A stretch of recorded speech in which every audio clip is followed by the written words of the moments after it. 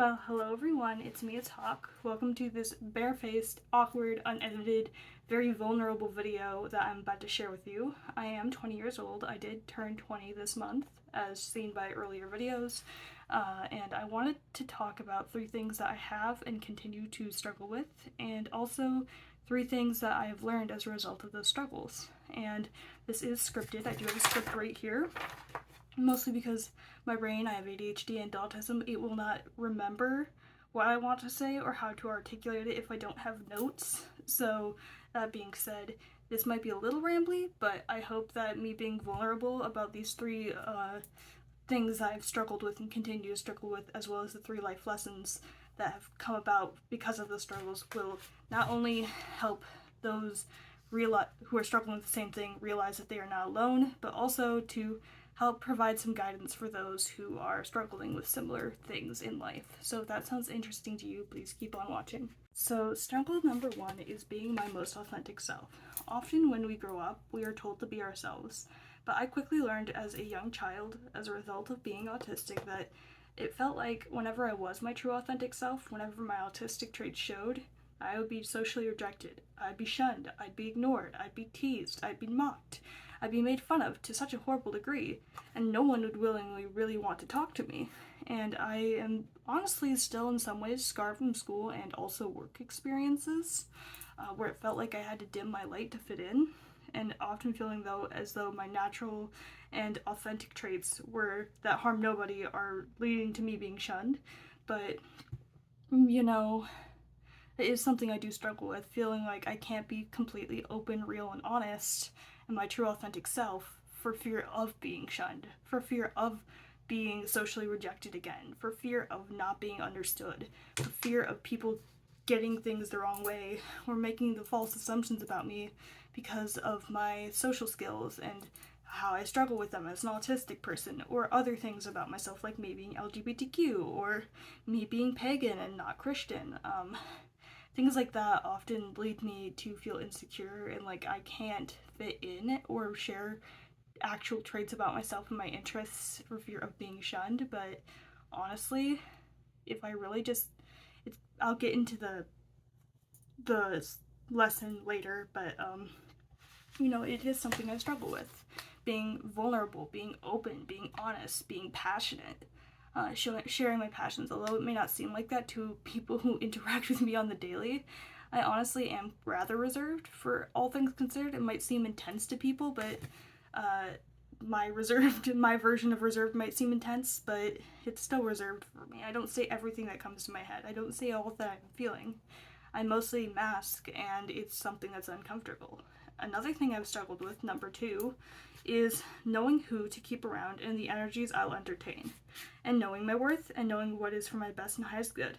And I also struggle with cutting ties and letting go, either with things, behaviors, or people, because I am scared I won't get better opportunities and that what I have is the best I'll ever get. I know that a lot of that stems from unhealthy relationships I had, especially during high school, but it is a struggle because it feels like, often as somebody who's had very little friends and positive social interactions throughout their life, it feels as though like, what I get is what I get, and I'm told like you get what you get and you don't throw a fit, and so I'm just like, well, if that's all I'm gonna get, then I guess I'm gonna take what I can get, even if it's not the best, is what I struggle with. And it even extends to stuff. I do have a lot of stuff because I grew up very much poor, lower socioeconomic, and for American anyways.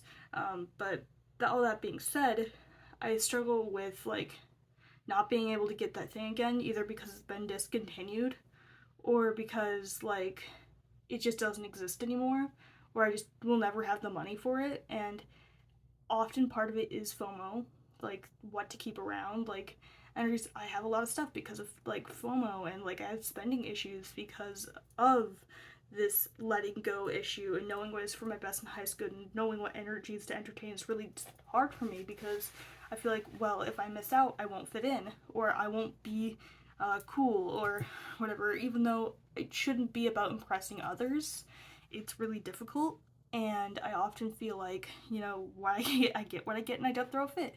And honestly, I have been getting better at this, but knowing my worth is a huge part of that. Knowing what is for my best and highest good is a huge part of that, because if I don't know that, then I'll continually be trapped in these cycles, and that's not cool. It's not cool. It's a disservice to myself. And the third thing I've struggled with, number 3, is my allowance of letting others help me. So for most of my life, I've often been my best and only advocate, even as a child. Most people would not advocate for me. So I feel like I'm the only one who can help myself, because when I was in school, when I was being teased and picked on and bullied, and mocked and a whole lot of other stuff, that I'm not even going to get into because it's triggering, but I was treated very horribly, and nobody would speak up about it. No one would do anything about it. Everyone knew about it. Everyone knew I was being treated poorly and unfairly. In fact, I was named class individual, or class weirdo is the way they meant it. My senior year of high school, it did not stop from 2nd grade until the senior year of high school. It did not stop. That's most of my life. Keep in mind, I'm 20. Like, I graduated when I was 17. Like, that minus 3 years and like maybe 4 or 5 if you count when I was really little, like minus 5 years, like, it's still 15, roughly 15, 14, 15 like years of my life that I have lived. Well, actually more like 12, but you know what I mean. Like, most of my life I have lived dealing with being my only advocate, because I felt really ashamed. And when the adults would do nothing, when they would get me in trouble for speaking up for myself and saying what was going on and trying to stick up for myself, like everyone says to do, stand up for yourself, right? Well, I'd get in trouble. Even though I was never physical, I would always get in trouble. And so I felt like I was the only one who could advocate for myself, and that everyone else in the situation was useless and incompetent. It's essentially how I felt. So it's hard for me to let others help me, or to even hear their advice, because I'm just like, what good will you do? That's how I often feel. It's like, what good will you do? Like, often I've tried a lot of things, like most of the options, and I felt like, well, I've exhausted every option as far as I can tell, and nothing has improved, so I don't know what good you can do, kind of thing. And that moves into my lessons. All that being said, that my 3 things I struggle with is being my authentic self, knowing my worth and who and what to keep around energetically, and how to let go and cut ties, and 3, allowing others to help me. Those are the big 3 things that I continue to struggle with and have struggled with for quite some time. So with that being said, let's get into the lessons, the 3 lessons I've learned as a result of all of this. So what are the 3 lessons that I've learned in life? So number 1, relating to the authenticity, is don't dim to fit in. I've often gotten this in the Work Through Light Oracle, although it's very new agey, has some questionable terms in there. At the same time, like, there is a card that says don't dim to fit in, and that card really does resonate with me. So those who value you, something I've learned is that those who truly value you will not shun or socially reject you for who you are and the things that you cannot help. Although occasional, like not constant, but occasional constructive criticism designed to help you progress in a positive manner in life is a good thing, because they want to see you grow, they want to see you improve as a person. That's a good person to keep around. Those who you should keep around will also be understanding and accepting of the things that you cannot change, or things that should not be changed to please others. Like, you should not have to change your religion to please others. You should not have to dim your light to fit in to please others. You should not have to suppress or mask your neurodivergent traits or your autistic traits to fit in.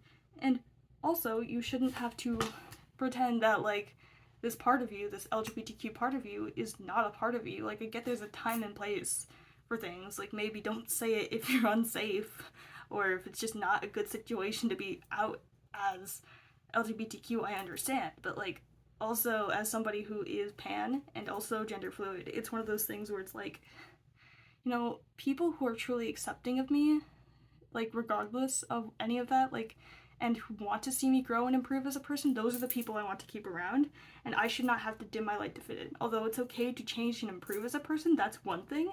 Like, if what I'm doing is harmful to others, I can see improving there, but I should not have to dim my light to fit in any social situation. And honestly, the places I should be around, the people I should be around, will accept me regardless of how socially awkward I am. Like, they'll understand that, hey, I'm autistic, I struggle with that, and although they might give me pointers occasionally to help me improve, which I do appreciate, I don't just want a yes man in my life, People who are interested in your improvement and who you are as a person and your true authentic self are the ones you want to keep around, is my point number one. So that's the one lesson I've learned. Second lesson I've learned is that the ego often resists the most necessary of changes, but it is through getting outside of your comfort zone and going into uncomfortable or even uncharted waters that you can make the most profound discoveries and changes within. Now, I haven't heard this quote anywhere particular. I do meditate occasionally, and I do need to do it more often, but through meditation I have learned that lesson. It just came to me. It was just like a download of just like truth to me, what feels like truth to me, or at least an opinion. I don't know, like some sort of enlightenment. I'm not sure what it is, but this resonates with me, that the ego, or the part of you that is responsible for protecting yourself, your sense of identity, that is designed to protect you. So of course it's going to resist the most necessary of changes. But you have to get uncomfortable. You have to face your fears and traumas and get outside of your comfort zone and do things that might be anxiety inducing even, in order to make discoveries about your potential and your capability. Like, if you don't put yourself out there, you're never gonna know what you're capable of. If you don't at least attempt to do the thing, you never know if you're gonna enjoy it. Don't make an honest attempt. And going into uncomfortable, uncharted waters, and sometimes even uncharted waters, will show you, hey, this thing is uncomfortable, and that's valid, that it is uncomfortable for me, but I can work through it. I'm not gonna let it have control over me, and I'm not gonna let it stop me in life. And that is something that is very important. Because when you face these uncomfortable, or even like the unknown, like you're never gonna know or learn or grow if you don't face it or try to work through it. Like, any small changes for the positive is better than none. So like, you're not gonna make those changes if you don't face what's uncomfortable. Or at least if you do make those changes, they're going to be very, very slow, or maybe even very sudden. But they're not gonna be as, how do I put it, may not be in the best way if you don't do it. Because sometimes if you don't do it, I find that it happens to you suddenly and you have to quickly adapt. But if you go into these uncomfortable, uncharted waters on your own time and make those discoveries about yourself, see your sometimes untapped or even suppressed potential, if you see it for what it really is and work with it, you can make very good, very profound discoveries and changes, both internally and perhaps even externally to those around you in your life. Like, you don't know who will be impacted by your actions, and if you don't make that discovery about yourself, you may not be able to help others who are in a similar situation.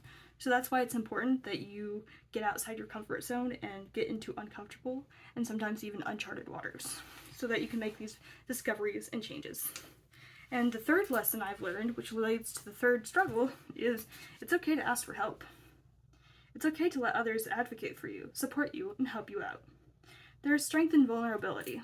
Don't be afraid to show weakness, quote unquote, because you'll often find that those who value you will be supportive of you regardless. They'll be supportive of you regardless of these traits that you find to be weak in yourself. Like, there is strength in showing this, because it'll show others that they are not alone, and it'll also show yourself that, it's okay to have this part of yourself. This part of yourself that you hide, this part of yourself that you're ashamed of, you're scared to ask for help for. Like, even if it's just to a therapist, working through these issues, or maybe even a friend who is willing to hear you out, it might help them realize, hey, I'm not alone. Or other people on the internet, like I'm doing now. Like, if you don't speak about things, if you don't, how do I put this? If you don't show weakness, in a sense, others might feel alone, and don't feel like, oh, I have to do it, or others might feel alone. But what I mean is, when you show weakness, you show others that they're not alone, and that these things can be worked through, and that these things can be overcome, and that even though it's a work in progress, it might be a lifelong work in progress, you can eventually come to mostly overcome it, which is better than not overcoming it at all. And those who truly value you will be supportive of you regardless of what you find to be weak in yourself, and will value your true authenticity. They'll value your authenticity and being vulnerable and being your authentic self. It's okay to be your own advocate, but you don't have to do it alone. You do not have to go through your struggles alone, even if it's just to a therapist or a couple family members who are supportive of you, or friends or found family. Like, know that you are not alone and that you don't have to go at this issue alone. You can let others help you. You don't have to be your best and only advocate. You don't have to be the only one who can and will advocate for yourself. Yes, it's good to advocate for yourself, but like, let others help you too. You don't have to go at this alone. You do not have to go through this alone. And although it's not fun that anyone else has to go through what you might be going through, knowing that you are not alone, that can be overcome, is very empowering. Empower yourself and know that you can get through this.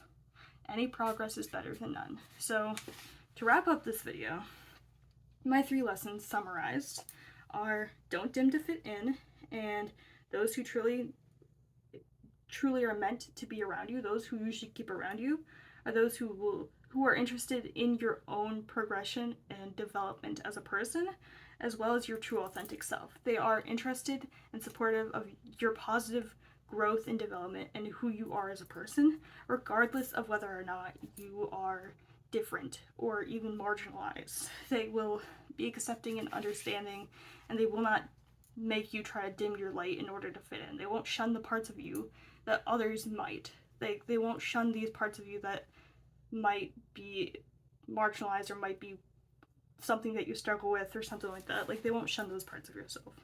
2 is that although there's a part of you, the ego, that resists the most necessary changes, you must get outside of your comfort zone and into uncomfortable or uncharted waters so you can make the most profound discoveries and changes within and outside. And 3, it's okay to ask for help.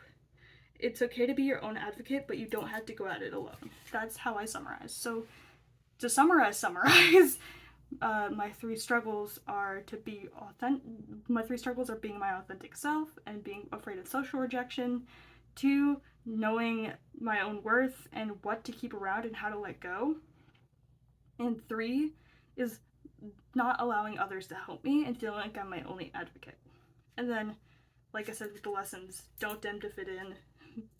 It's okay to make yourself uncomfortable if it means that you will make profound positive transformations within and discoveries, and know your own potential and what you're that untapped or even suppressed potential, and unearth it and like own it.